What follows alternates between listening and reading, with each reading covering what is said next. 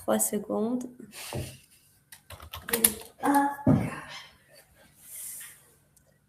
Bonjour, bonjour à ceux qui se connectent.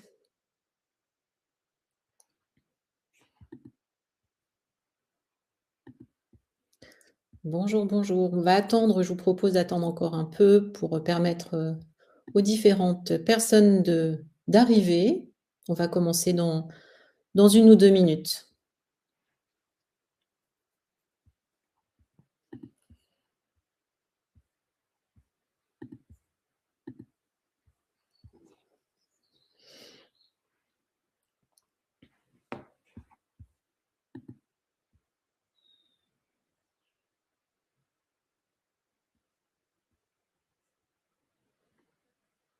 Vous êtes a priori 17 en ligne. On va encore attendre un petit peu.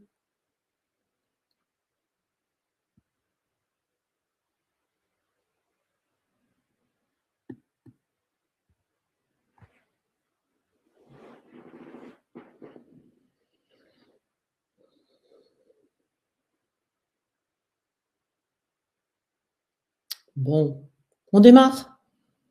On va respecter les personnes qui sont là et puis on va accueillir bien sûr ceux qui nous rejoindront. Bah, écoutez, bienvenue. On va évoquer donc dans ce webinaire le coaching qui va se résumer aussi autour d'une question, d'une problématique autour de savoir si le coaching c'est un effet de mode ou un véritable levier de transformation. C'est la promesse de ces 45 prochaines minutes, c'est de répondre à cette question. Donc, re-bienvenue à tous. Moi, je suis Christelle Couraud, je suis formatrice et je suis coach également. Et donc, je vais vous accompagner sur ce webinaire et vous faire part de ma lecture autour de cette méthode qui est bien évidemment très répandue aujourd'hui. Alors, je suis dans un premier temps à vous proposer bien sûr une présentation de Meltis qui organise ce webinaire. Donc moi, je suis partenaire de cet organisme de formation qui existe depuis 25 ans, qui accompagne les entreprises, les organisations dans leur transformation, dans la co-construction de dispositifs de formation sur mesure. Hein, ce qui en fait sa singularité à cet organisme-là, c'est qu'elle est vraiment, Meltis organise vraiment des formations autour de vos problématiques et n'a pas de catalogue vraiment estampillé sur mesure et vous accompagne sur vos différentes problématiques. Aujourd'hui, depuis quelque temps maintenant, 2023, Meltis est filiale de Neoma, qui est une business school. Voilà. Donc, vous avez quelques chiffres clés qui vous sont donnés autour de ce qu'est Meltis aujourd'hui, qui est basé sur Toulouse, mais qui a, bien évidemment, au travers des formateurs qui travaillent avec Meltis, une aura au niveau national, au niveau de l'ensemble du territoire. Bien. Alors, je vous propose de regarder l'agenda des différentes thématiques que je vous propose autour de ce webinaire. Il me semble bien évidemment intéressant de pouvoir regarder ensemble ce qu'est le coaching, essayer d'avoir une définition de ce que c'est, de pouvoir également vous éclairer avec quelques données sur le marché, en fait, qu'est-ce que représente le coaching aujourd'hui et ses différents champs d'application. Et puis, dans un autre temps, on va regarder et s'attacher à comparer le coaching au regard du conseil et de la thérapie, en essayant de vous apporter quelques éléments de comparaison. On parlera bien évidemment de déontologie et d'éthique, qui sont extrêmement importants dans ce domaine. Des idées reçues aussi, des certitudes qui sont un peu tenaces autour du coaching et ce qui pourrait constituer certains freins. Et puis les différentes phases de coaching. Alors, par rapport à ce webinaire qui donc dure 45 minutes, c'est assez rapide. Pour autant, ce que je vous invite à faire, et vous avez le chat pour ça, vous pouvez poser vos questions au regard et au fil des échanges, enfin, de ce que je vais vous apporter. Je m'attacherai alors à l'appui de Manon qui est avec nous, qui va réguler en fait les questions pour que je puisse un maximum pouvoir y répondre dans des temps donnés, bien évidemment. Mais ça, je vous propose de le faire au fil de l'eau. Vos questions, vous pouvez vraiment les poser au fil de l'eau en fonction des différentes thématiques qu'on est en train de voir ensemble.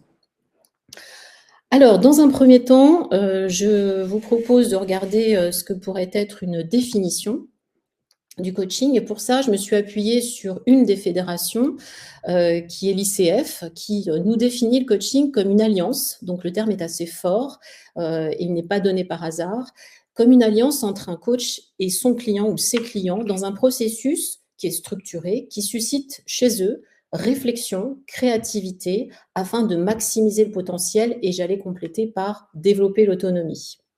Alors plus concrètement, en écho à cette définition qui reste un peu générique, c'est un accompagnement qui est bien sûr personnalisé, qui est sur mesure et qui est axé sur le comment.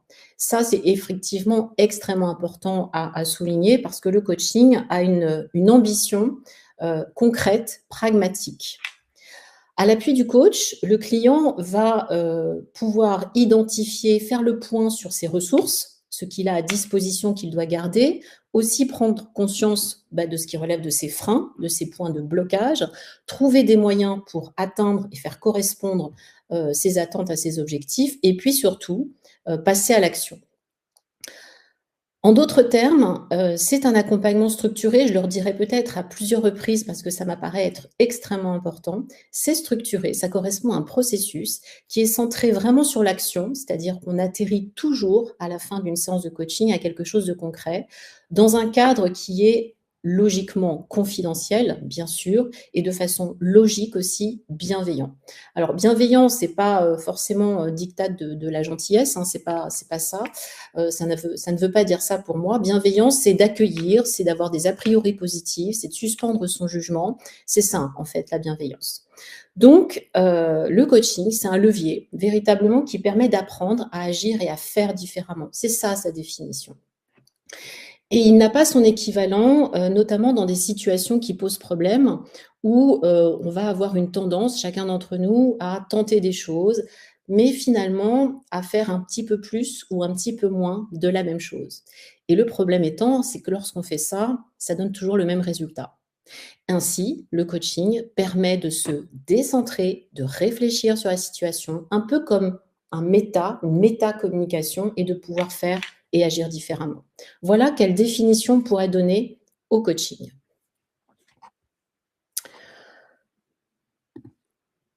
Alors pour, aller, un petit peu plus loin aussi dans la définition et dans l'approche qui en est, spécifique, c'est, l'écho qui est fait sur, ce qui relève du coaching en termes de levier d'innovation relationnelle. Parce que c'est au cœur, bien évidemment, de la relation et de la réussite de ce coaching, c'est la qualité de la relation.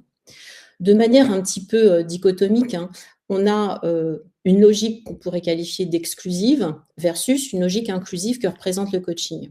Dans des situations un peu courantes, professionnelles, on va avoir et s'instaure assez fréquemment des logiques qu'on va qualifier d'exclusives. Alors je vous l'accorde, les termes sont un peu forts, mais fréquemment on peut avoir dans une situation de manager managé, par exemple, des situations où on va avoir des modes de relation de sachant versus non sachant, juge, jugé, dominant, dominé. Or, le coaching ne correspond pas du tout à ça. En fait, le coaching correspond beaucoup plus à une logique d'inclusion, inclusive. Et pourquoi on dit ça? C'est parce qu'en fait, chaque acteur dans le coaching, autrement dit le client et le coach, ont un rôle, ont un champ de responsabilité qui est différent. Le client, pour parler de lui en priorité, le coaché, il va maîtriser le fond, c'est-à-dire il est responsable de son projet, de ce qu'il veut devenir, des sujets qu'il souhaite traiter, des choix et des décisions qu'il prend.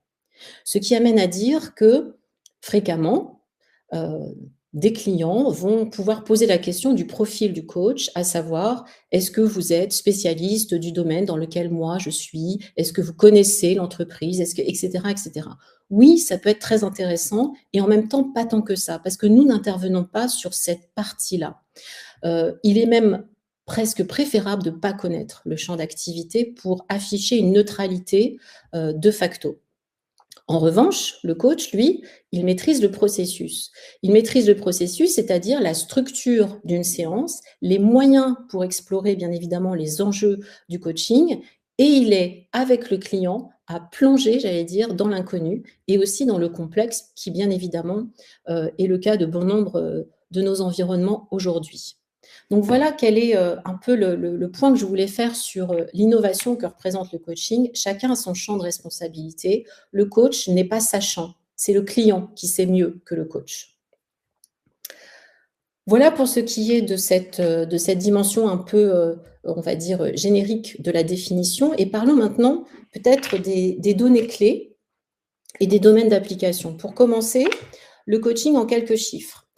Alors, je me suis référée à une source qui est l'OPIEC, qui nous indique sur des chiffres de 2024, je n'en ai pas trouvé de plus récent, qu'aujourd'hui en France, il y aurait à peu près 33 000 coachs formés, dont 15 000 en activité. Donc, on voit déjà qu'il y a un peu de déperdition en ligne. C'est de fait une profession qui ne s'exerce pas forcément systématiquement à 100%. Souvent, elle est adossée à d'autres activités pour le coach, dont la formation. J'en suis la représentante. Le marché du coaching professionnel, il est assez florissant, hein, il génère quand même 750 millions d'euros, donc c'est assez marqué. Et puis la croissance depuis 2020 en particulier, donc vous vous doutez bien que le Covid est passé par là et a généré des choses différentes par rapport à son évolution. Il y a une évolution régulière en moyenne de 10% par an, dont les 3/4 émanent bien sûr encore des entreprises, et c'est bien normal. Je parlais des 33 000 coachs en France, il y en aurait à peu près 100 000 dans le monde. On pourrait compléter cette lecture avec 3 grandes tendances qu'on observe aujourd'hui. Donc, dans un premier temps, assez logiquement, on a un marché qui se digitalise et où l'IA aussi fait son apparition. Alors, c'est bien ou c'est pas bien, ça, on en rediscutera peut-être un peu plus tard. Mais l'idée étant, c'est que vous m'auriez posé la question avant 2020 de faire une séance sur Teams avec un client, j'aurais été en hérésie totale en me disant que c'était juste pas possible en fait.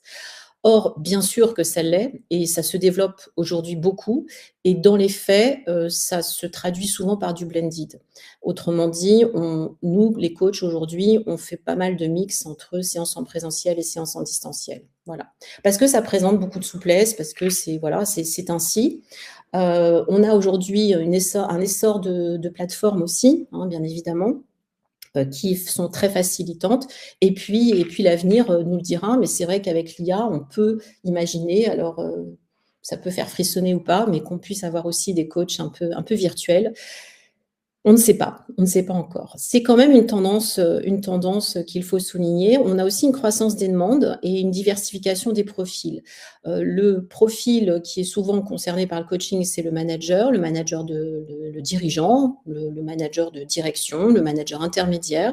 On a de plus en plus des managers aussi de proximité, on a des collaborateurs aussi, des jeunes talents également. Donc on a une diversification. Également des demandes autour notamment de ce qui émerge aujourd'hui, d'équilibre vie pro, vie perso, pardon. On a aussi des demandes autour de l'alignement des valeurs par rapport à l'entreprise et en ça, la jeune génération nous pousse en fait sur ces différentes problématiques. Ça se démocratise aussi, c'est une tendance que l'on voit, même si encore actuellement environ 70% des missions en coaching sont financées par l'entreprise parce que ça représente évidemment un certain coût. On a aussi des financements autres qui se font à la fois personnels, enfin à titre particulier, et aussi par l'intermédiaire du CPF, naturellement.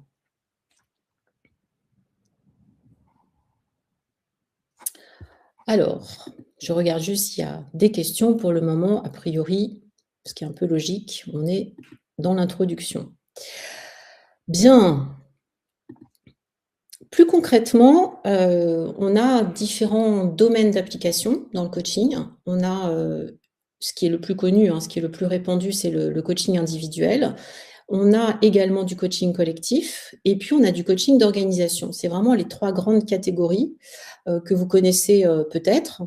Et du reste, certains coachs vont être spécialisés sur un domaine d'application et d'autres vont agir sur les 3 niveaux. C'est vraiment variable et bien évidemment, c'est à questionner. Alors, sur le coaching individuel, tel qu'il est indiqué ici, c'est une ressource, hein, c'est un support pour accompagner le potentiel d'une personne, d'un collaborateur, d'un manager, d'un dirigeant, pour se déployer professionnellement et qui vise logiquement au développement de l'autonomie. Donc, c'est un processus d'entretien, comme vous devez le savoir, d'une durée déterminée, dans un temps qui est aussi limité. On a le coaching collectif. Là, l'approche est bien évidemment un peu différente parce que là, on est sur un parcours d'expérimentation qui est plus le fait d'une équipe, qui s'envisage également dans la durée, qui vise notamment à l'amélioration de processus relationnels et qui se fait sous modalité un peu spécifique, puisque le coach, dans ces cas-là, est beaucoup en observation et c'est par notamment l'appui de son feedback qu'il relève la façon dont l'équipe fonctionne et apporte bien évidemment des leviers pour que les personnes apprennent à travailler autrement entre elles. Et on est sur une approche un peu plus systémique dans ces cas-là.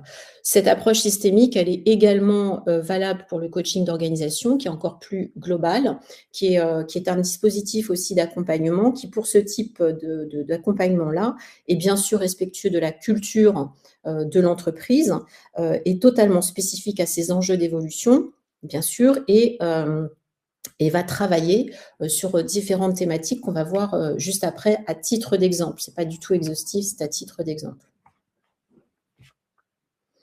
Voici quelques illustrations possibles pour donner un peu de corps en fait aux différents sujets qu'on est amené à travailler en coaching, à la fois individuel, collectif et en organisation. Je vous ai mis là quelques thématiques que nous traitons. C'est assez fréquemment en fait dans des situations de transition professionnelle, de prise de poste. On a aussi bien sûr des demandes qui sont autour de développer, incarner son leadership, de faire émerger le sens aussi et sa contribution à une organisation, de faire évoluer sa communication, notamment dans des situations qui peuvent poser problème, qui sont tendues au sein d'une équipe, et renforcer aussi la confiance en soi, l'estime de soi, l'affirmation de soi. Ça, ce sont vraiment des thématiques courantes que l'on a, mais pas que, hein, il y a 3 petits points, on n'est vraiment pas sur quelque chose d'exhaustif. Sur le coaching collectif, on est plus en co-responsabilité, en co-construction pour fédérer en fait un collectif, notamment dans des structures qui fonctionnent, alors certes encore de façon hiérarchique, mais encore aujourd'hui et beaucoup aujourd'hui en matriciel, donc de faire travailler plus les personnes entre elles et moins en silo, de développer aussi la cohésion à un niveau collectif, de faire travailler les synergies, d'améliorer aussi les relations et également, on a pas mal de demandes sur des coachings collectifs autour de savoir se dire les choses, de se dire les choses et d'avoir le courage d'avoir ces conversations courageuses, bien évidemment. Et puis, on a le coaching d'organisation qui, lui, va être autour du système, renforcer, faire évoluer sa culture, travailler sa raison d'être, renforcer le tissu aussi relationnel et refonder, voire fonder une intention au niveau collectif.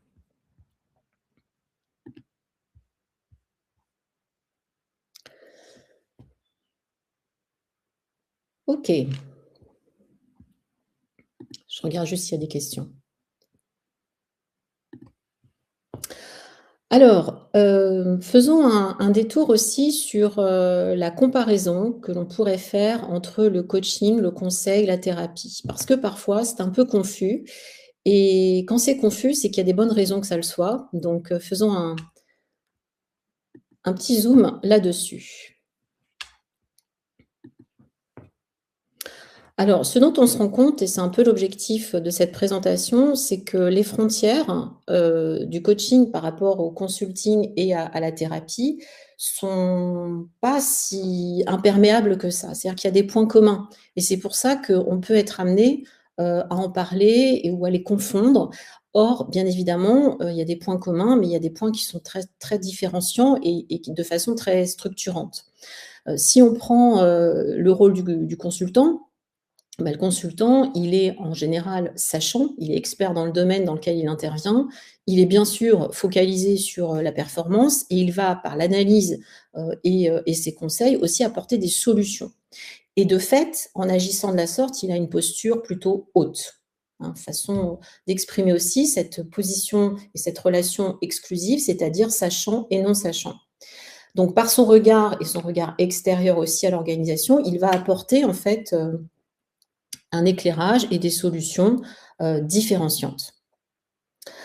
Il va aussi, et de la même manière qu'un coach, impliquer le management, notamment dans la fixation des objectifs et des intentions qui sont données à son accompagnement, et il détient naturellement une éthique personnelle, professionnelle, mais personnelle aussi. Le thérapeute, de son côté, lui, il se focalise essentiellement sur le passé, c'est-à-dire qu'il va chercher, par rapport à une situation qui pose problème, les causes racines, le pourquoi ça se passe comme ça, et va avoir son action positionnée et focalisée notamment sur un diagnostic de ce qui dysfonctionne. Mais à côté de ça, et c'est ce qui va aussi le rapprocher en fait du coach, c'est qu'il va s'intéresser au changement de comportement. Il va aussi investir sur les dimensions émotionnelles. Et sa posture est une posture, à l'inverse du consultant, est une posture basse. Et c'est ce qui rejoint aussi le rôle du coach. En fait, entre coach et thérapeute, on est en posture basse majoritairement. C'est-à-dire qu'on dit classiquement, un peu comme la loi Pareto, on a 80% pour le client et 20% pour soi. Le coach, au niveau vraiment de sa mission, c'est par son accompagnement, il fait émerger des solutions. Il n'en donne pas, sinon c'est un consultant.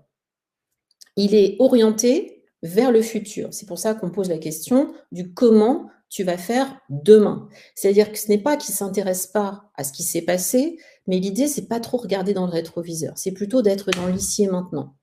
Et donc, en agissant comme ça, il favorise la performance individuelle dans un environnement strictement professionnel.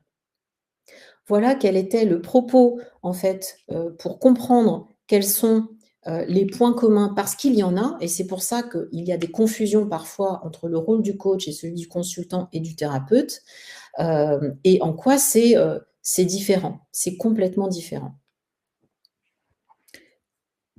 Est-ce que c'est OK pour vous? Est-ce qu'il y a des questions éventuellement? N'hésitez pas.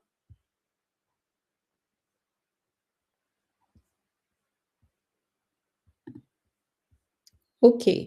Alors on continue? Estelle, Oui. de Sandrine, dans le chat. OK. Dans le chat participant ou équipe? Participant. OK.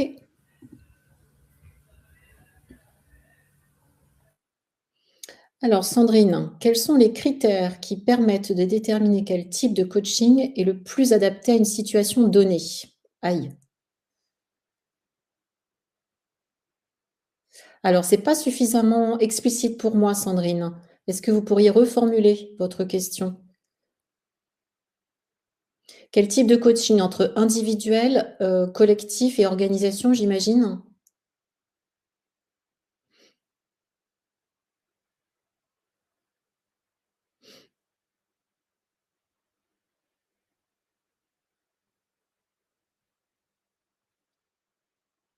Sandrine, je propose de revenir vers votre question plus tard, si vous pouvez la préciser. Ou peut-être que j'y répondrai, par la suite, hein. Je ne sais pas, j'espère.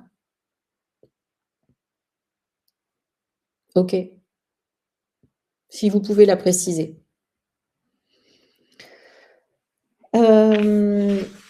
Peut-être évoquer maintenant, la partie déontologie et éthique en coaching, qui sont évidemment, assez, complémentaires. Ce que l'on peut dire, ça c'est une lecture alors qui est pas, personnelle, même si, elle l'est quand même un petit peu. Pour moi, c'est une profession qui est, autorégulée, mais qui est encore aujourd'hui un peu balbutiante, c'est-à-dire qu'elle est assez peu réglementée en fait, ce qui fait bien évidemment qu'il y a des dérives. Ce qu'on peut dire, c'est qu'il y a majoritairement 3 organisations professionnelles qui sont structurantes par rapport à cette profession, que sont l'ICF, le MCC France et la Société française de coaching, l'SF Coach. Et ces 3 fédérations, elles vont rassembler, vous voyez, 90% des coachs certifiés, donc environ 1600 membres. Donc vous avez vu au préalable, je vous ai dit 33 000 personnes formées, 15 000 en activité et seulement 1600 en fait, membres accrédités, certifiés. Ces organisations, elles ont pour intention, bien sûr, de professionnaliser le métier de coach, hein, mais elles ont une approche qui peut être un petit peu différente. Donc l'ICF a vraiment deux choses, deux points clés dans son activité, ce sont les compétences clés du coach, son code de déontologie. Et du reste, pour y être affilié à l'ICF, on est vraiment passé par les fourches codines d'un assessment qui met en relief vraiment la partie compétences et déontologie, et met en place 3 niveaux de certification internationale qui sont donc reconnus non seulement en France, mais aussi à l'international. Le MCC, lui, cette fédération va beaucoup plus mettre l'accent sur la maturité de la posture, sur l'éthique, donc en lien avec qui on est, et la supervision. Ça permet de souligner que c'est un métier qui doit être supervisé. Et puis le SF Coach, lui, qui est plus dans l'intention de structurer par le biais de la reconnaissance des formations, la structuration du métier, mais aussi la prévention des dérives. Donc ce qu'il faut souligner, c'est qu'il faut bien distinguer le code déontologique et l'éthique, puisque le code déontologique, ça fixe vraiment le cadre et ça fixe en fait les règles qu'il faut pouvoir suivre, bien évidemment. La posture, l'éthique, elle fait référence beaucoup plus à la posture. Mais l'une ne va pas sans l'autre. Bien évidemment que les deux sont très très liés. Alors quand je dis que c'est une profession qui est autorégulée, qui est encore assez peu réglementée, c'est que effectivement la suite, c'est que ça comprend des dérives. Ça comprend des dérives qui, de mon point de vue, provient fréquemment d'une confusion qui se fait entre puissance et toute puissance. Je vais m'expliquer par rapport à ça rapidement, c'est que le coaching, il se met souvent en place dans des situations qui sont des moments de fragilité, en fait, des moments de transition professionnelle, des moments de vulnérabilité par rapport à un poste, de travail en équipe qui est un peu complexe. Enfin, dans mon expérience de 10 ans, je n'ai jamais eu encore pour le moment un client qui me demandait un coaching parce que tout allait bien sûr. Donc, on est dans des phases, en fait, de mise en place d'un coaching où c'est des phases de doute, des phases de questions. Et donc, à ce moment-là, l'influence, elle est assez forte, logique. C'est assez logique. Et donc, c'est normal que la société, de façon globale, elle s'interroge sur les intentions, sur les méthodes, sur les rapports au pouvoir, en fait, par rapport à cette situation-là. Donc le problème, c'est pas que ces questions, elles existent, bien évidemment. Le problème, il apparaît plus quand on confond les dérives existantes avec la discipline, les abus avec les pratiques qui sont très sérieuses, globalement. Vous avez peut-être vu le film Le Gourou avec Pierre Ninet, qui met en fait comme un miroir grossissant ce qui peut se passer, en effet, et qui montre ce qui peut justement arriver quand l'accompagnement dérive, sans cadre clair, sans limite explicite et sans responsabilité. On arrive à ce genre de situation. Donc, de façon littérale, ça caricature, c'est sûr, mais c'est aussi, ça agit aussi comme un signal d'alerte. C'est comme un signal d'alerte qui nous oblige à nous poser une question qui est: où commence la responsabilité de l'accompagnant et où ça s'arrête? Et donc, malheureusement, il existe encore aujourd'hui une confusion qui est faite entre le coaching professionnel, les différentes pratiques et certaines formes de développement personnel, voire même des pratiques quasi spirituelles ou pseudo-thérapeutiques, etc. En fait, ce que je veux vous dire par là, c'est que un coach est puissant, il offre une surface de projection par rapport à son client, il accompagne jusqu'où lui-même il a été, c'est-à-dire que accompagner un client sur des problématiques qui sont également les siennes ne convient pas. C'est-à-dire qu'il y a tellement de résonance chez le coach qu'en fait, il ne peut pas être efficace pour son client. Mais il est évident que s'il déborde de son rôle, il va basculer sous forme égotique sur de la toute-puissance. Voilà, donc ce n'est pas le moment le plus sympa du webinaire, mais en même temps, c'est quand même une réalité aujourd'hui de certaines pratiques qui font que malheureusement, ces questions se posent. Ça comprend, ce métier comprend des dérives indéniablement. Est-ce qu'il y a des questions? Alors, Sophie, la légitimité du coach repose-t-elle nécessairement sur un diplôme? Peut-on être reconnu comme coach ou ayant un diplôme de formateur ou de travail social? Oui, bien sûr, ça ne repose pas sa légitimité uniquement sur un diplôme, bien sûr. hein, c'est tout à fait évident. C'est recommandé d'avoir été formé. Typiquement, si je fais référence, moi, à ma formation, enfin, à mon expérience professionnelle, moi, j'ai pas été amenée tout de suite au coaching. J'ai travaillé au sein d'une banque, sur une cellule change où je faisais de l'accompagnement avec notamment une responsable, un manager qui était coach et donc je dupliquais un peu de la même manière qu'elle le faisait, mes différents accompagnements. Mais à un moment donné, j'ai un peu buté quand même et en termes de légitimité, je me suis dit que c'était intéressant d'aller quand même étayer tout ça, par un diplôme, en fait et c'est vrai qu'aujourd'hui, c'est important malgré tout d'avoir une formation parce que c'est une garantie, aussi d'être au clair sur sa pratique, me semble-t-il, me semble-t-il. Alors après, il y a pléthore évidemment de formations. On n'est pas forcément obligé d'investir sur un master. On a les fondamentaux, on a des formations qui émanent d'organismes, un peu anciens, d'autres beaucoup plus récents, comme Coaching Waves. Il y a des formations qui sont pléthores et qui sont tout à fait à même de pouvoir, vous garantir le professionnalisme, en fait et l'approche que vous avez.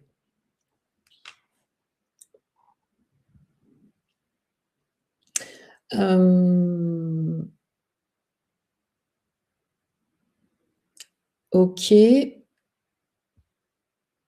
Oui, pour moi, Nadia, un coach doit être, systématiquement supervisé. Ouais, ouais, tout à fait. Alors c'est pas non plus, une récurrence, c'est-à-dire c'est quand se pose à soi un problème, d'accompagnement en fait, de blocage ou de trop plein aussi, on est un peu quand même un réceptacle, hein, quand on écoute un client. Il y a parfois des situations qui sont un peu complexes et c'est bien aussi de pouvoir en reporter à un superviseur, pour pouvoir en parler et trouver parfois des solutions pour soi-même, hein. Encore une fois, on accompagne jusqu'où soi-même on a été, hein. Donc si on est débordé, par plein de choses et notamment des émotions, on n'est pas très efficace, en fait, au quotidien dans l'accompagnement, me semble-t-il. OK, je suis désolée si je réponds pas à toutes les questions. Je vous propose de poursuivre. Ah oui, 12h49. OK, pour faire écho à ce que c'est, ce que ce n'est pas et peut-être que ça pourra aussi, correspondre à quelques interrogations que vous avez. Donc le coaching, c'est une relation d'aide, d'accompagnement. C'est pas une relation de conseil ni de relation thérapeutique et c'est vrai que dans les faits, c'est assez compliqué parfois parce que souvent en guise d'introduction, un client va vous dire: «Bah, Christelle, je suis content, d'avoir cette séance parce que j'ai besoin que tu me conseilles sur». Souvent, ça commence comme ça. Souvent, ça commence comme ça, une séance de coaching. Donc il faut pouvoir rectifier, remettre, hein, les choses, à leur bon niveau, au niveau de sa posture. C'est toujours délimité dans le temps, c'est ce qui en fait une grande différence par rapport aux autres dispositifs et notamment la thérapie. C'est-à-dire que c'est pas une relation, indéfinie dans le temps. Il y a un début, il y a une fin qui est contractualisée par un contrat. C'est demandé très fréquemment, par l'entreprise, mais aussi parfois par le client, bien sûr. La prescription ne se fait pas par le coach, hein, bien sûr. C'est basé sur un engagement, c'est pas un processus, imposé. C'est destiné clairement à la prise d'initiative, hein, je vous l'ai dit, apprendre à faire et agir différemment, et ce n'est pas destiné à faire, du coach un gourou, hein, comme on vient de le voir précédemment. C'est relatif exclusivement à une problématique professionnelle spécifique et ce n'est pas indéterminé quant à son objet qui en ferait quelque chose de très sympa, mais un échange, une conversation qu'on pourrait avoir, autour d'un déjeuner. C'est contractualisé, il y a nécessairement un contrat de coaching formalisé. C'est encadré par une déontologie et pas uniquement par une seule éthique, personnelle. C'est organisé autour de séances qui sont planifiées en amont et c'est pas à la demande de manière informelle, du jour au lendemain et c'est exercé par une personne formée théoriquement et qui est certifiée, c'est encore mieux. Et c'est pas uniquement exercé par une personne qui a la fibre, en fait, qui a la fibre du coaching. OK.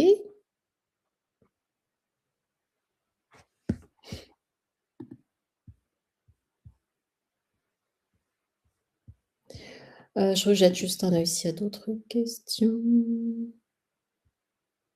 Marine souhaite savoir si le support sera transmis. Ça, je laisse, Manon répondre dans le chat. Alors, on poursuit. Donc, je vous évoque ici quelques compétences, enfin, en tout cas sur l'essentiel. Là où on attend un coach, c'est qu'il est capable de délimiter son champ d'action. Il est capable aussi, et pour moi c'est clé, d'être dans cette relation co-créée bien sûr avec son client pour être en alliance en fait. Il y a une base confiance qui est essentielle, et en généralement lui, c'est de lui dont ça relève quand même globalement. Définir les rôles et responsabilités entre lui et le client, c'est ce que je vous ai aussi indiqué, alors non seulement par un lien contractuel, mais aussi le qui fait quoi. Tu es responsable du fond, je suis responsable du processus. Faire s'exprimer sur les objectifs et les critères de résultat, ça c'est aussi très important, et notamment, ce qui est indiqué ici, c'est qu'une des compétences du coach, c'est aussi de stretcher des objectifs, parce que fréquemment, on a des objectifs qui sont donnés de manière un peu officielle. Parfois, c'est pas systématique, mais c'est parfois en fait l'arbre qui cache la forêt, et que les vrais objectifs sont un peu à creuser en fait pour avoir la véritable demande. Il faut choisir aussi, et ça relève de sa compétence, les bons outils d'accompagnement. Moi, ce que je peux aussi constater, c'est que parfois des coachs utilisent des outils parce qu'ils les aiment bien. De mon point de vue, les outils à utiliser, c'est toujours au service de la demande du client. Et puis, bien sûr, permettre à son client et lui offrir cette possibilité d'agir en autonomie et de l'aider à identifier en fait ses apprentissages. Une séance de coaching se termine toujours par ça, toujours.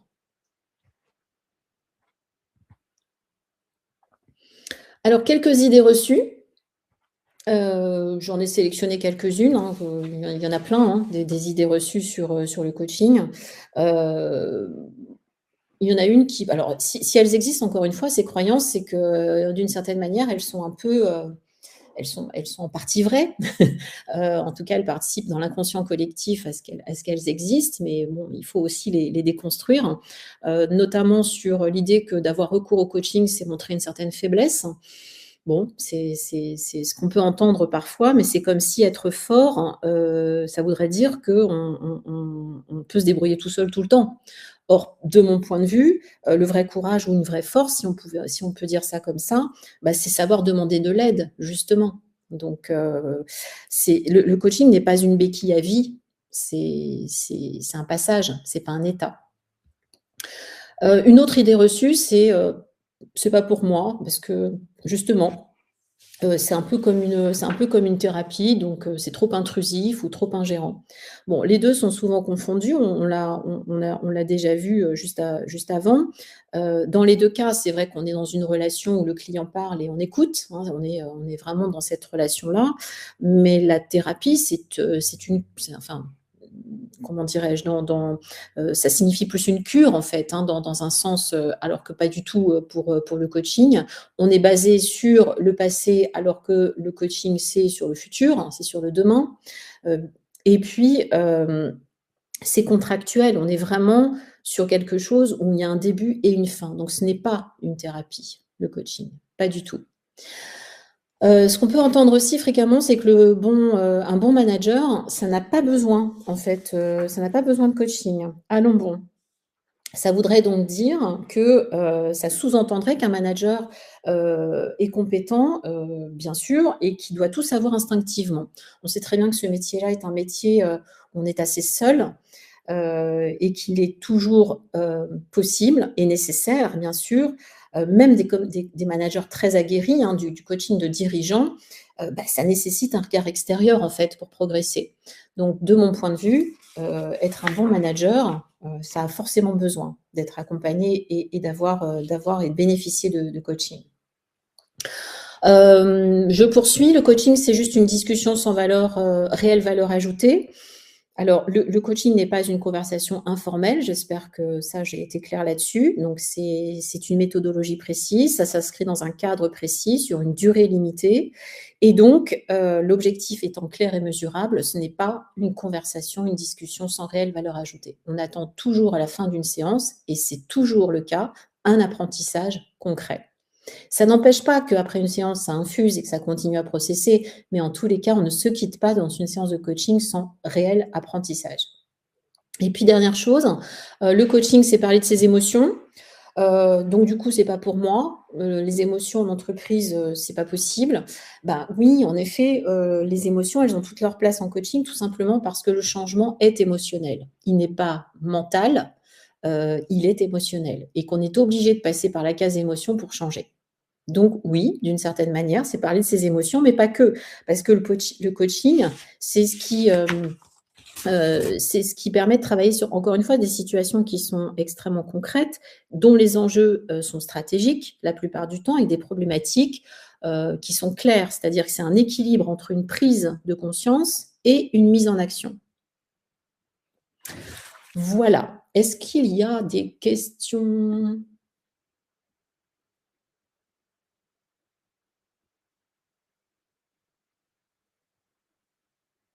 Nacera, pardon, excusez-moi, pour avoir écorché le prénom. Quand vous dites le coach ne peut accompagner qu'à la hauteur de ce qu'il a traversé, le choix d'un coach doit-il prendre en compte ce point d'une façon plus générale? Quels critères pour choisir un coach?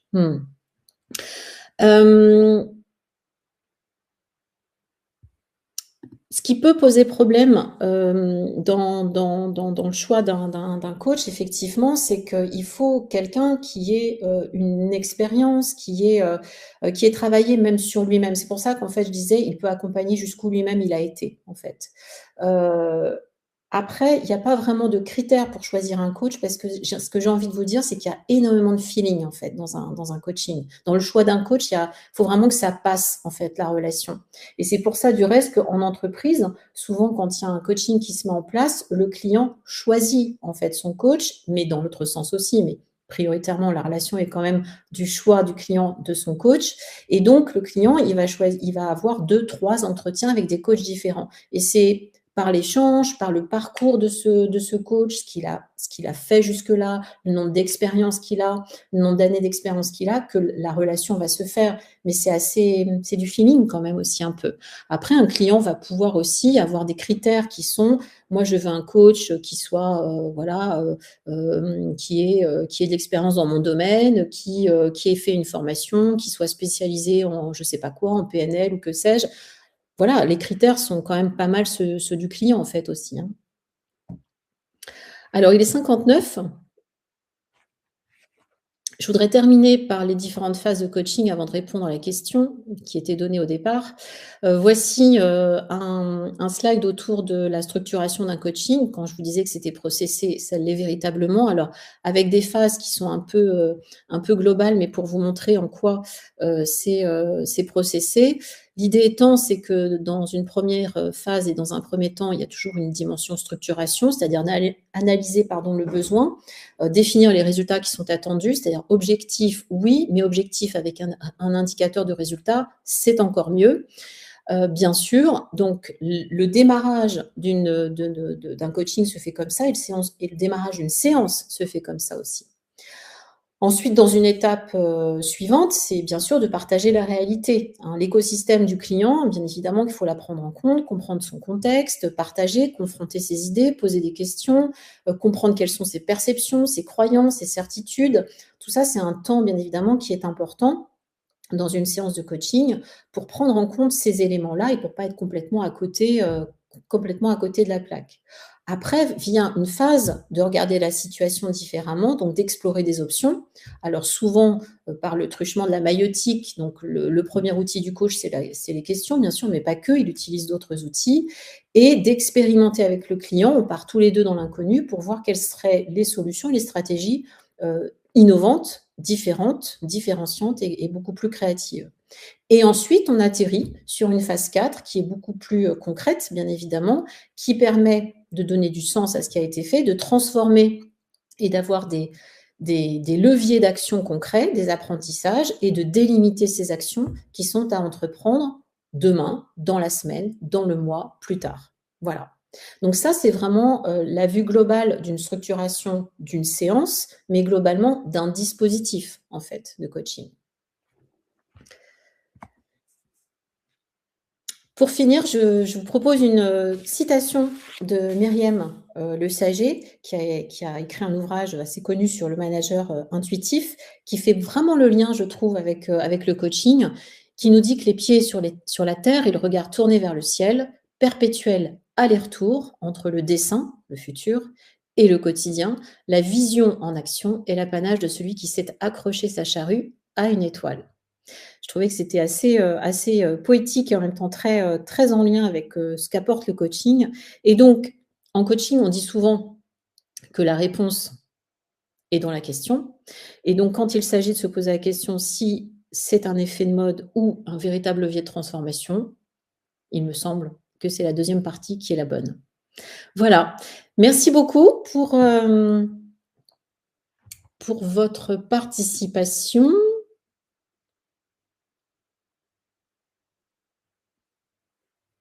Je regarde juste les questions. Je pense qu'on va alors je me tourne vers Manon, de savoir si on a le temps ou pas, ou si on clôture, maintenant ce webinaire. Il est 13h03. S'il y a quelques questions, on a 2 minutes. OK.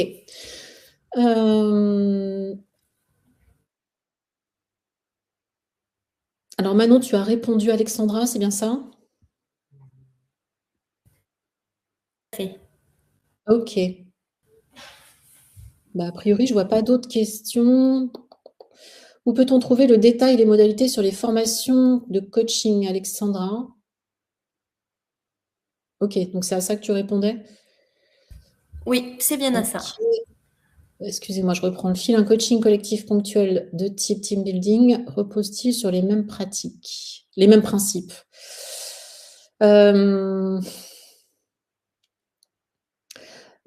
Non, ce n'est pas la même chose en fait. Le team building, c'est vraiment un événement, de type ponctuel pour moi. Le coaching collectif s'instaure beaucoup dans la durée. Enfin beaucoup. Il s'instaure sur plusieurs séances. Donc, on n'est pas sur un même espace-temps pour moi et on est beaucoup dans le principe de faire co-construire les personnes entre elles en autonomie. C'est-à-dire on n'impulse pas, comme un team building, des séquences, directes en fait, en posture plutôt haute. Donc, et c'est par plus le truchement du feedback qu'on peut faire en tant que coach que le collectif apprend sur lui et beaucoup en reflet systémique. Beaucoup. Voilà. Donc c'est pas tout à fait la même chose pour moi. Bah, écoutez, merci beaucoup. Je vous souhaite une excellente suite dans votre journée et au plaisir de vous revoir, au cours d'un autre webinaire ou d'une formation, de Meltis. Merci beaucoup.